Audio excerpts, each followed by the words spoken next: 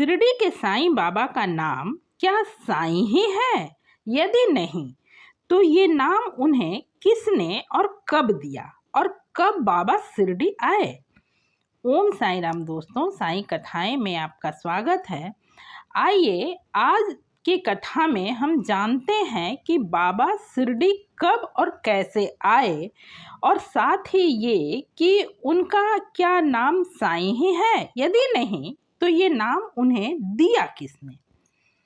आइए शुरू करते हैं आज की कथा। महाराष्ट्र में शिरडी के नज़दीक, यानी शिरडी में नहीं, शिरडी के आसपास ही एक गांव है जिसका नाम है धूप गांव। वहाँ के निवासी थे श्री चांद पाटिल। जब वो औरंगाबाद जा रहे थे तो रास्ते में उनकी घोड़ी कहीं खो गई। बहुत समय तक उन्होंने अपनी घोड़ी को खोजा, लेकिन सभी प्रयास व्यर्थ रहे।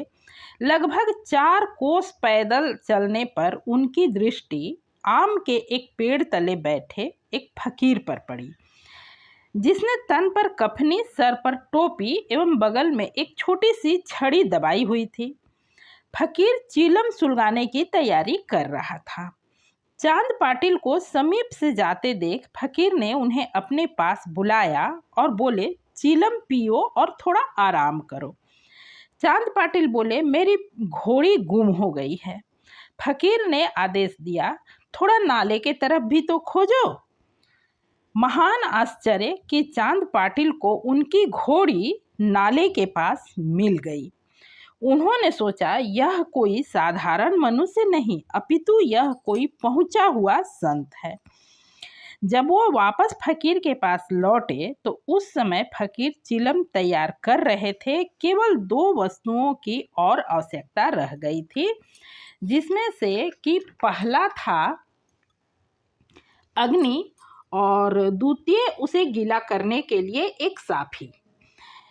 एक तो फकीर ने अपना चिमटा भूमि में डालकर निकाला तो वहाँ से एक जलता हुआ अंगारा का टुकड़ा निकला, जो उसने चिलम पर रखा।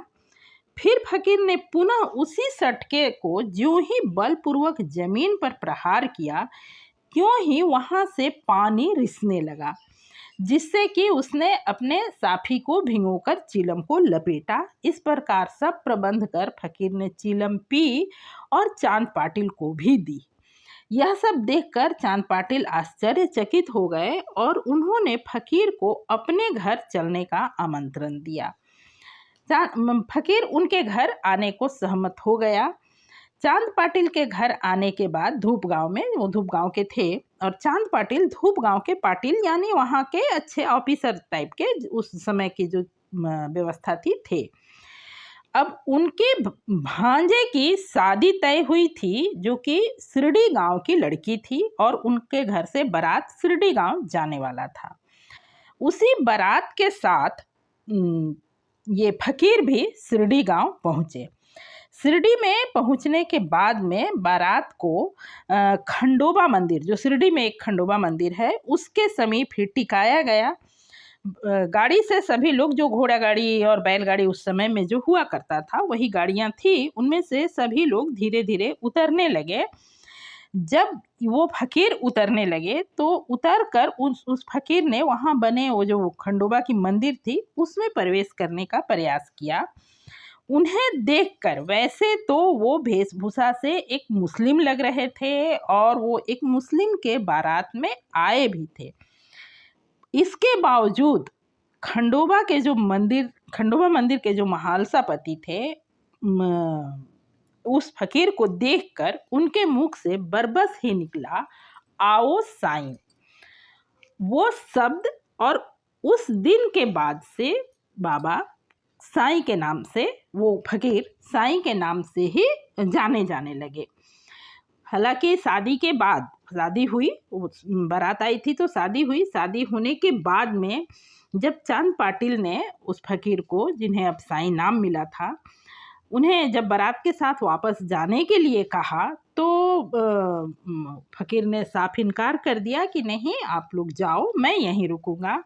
और उस दिन से वो फकीर जो चांद पाटिल के भतीजे के भांजे के बारात के साथ आए थे और शिरडी में महालसा पति के द्वारा उन्हें साईं बाबा का नाम मिला था और वो साईं बाबा शिरडी के ही होकर रह गए। अपने समाधि पर्यंत बाबा ने वहीं निवास किया।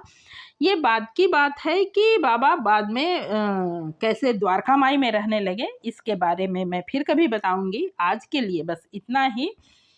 और यदि आपको ये कथा अच्छी लगी हो और ऐसी ही अच्छी सच्ची और जानकारीपूर्ण कथा सुनना आप पसंद करते हैं तो इस चैनल को ज़रूर सब्सक्राइब करें।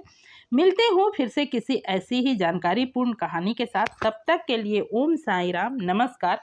आपने पूरी कथा सुनी है, इसके लिए हार्दिक धन्यवाद।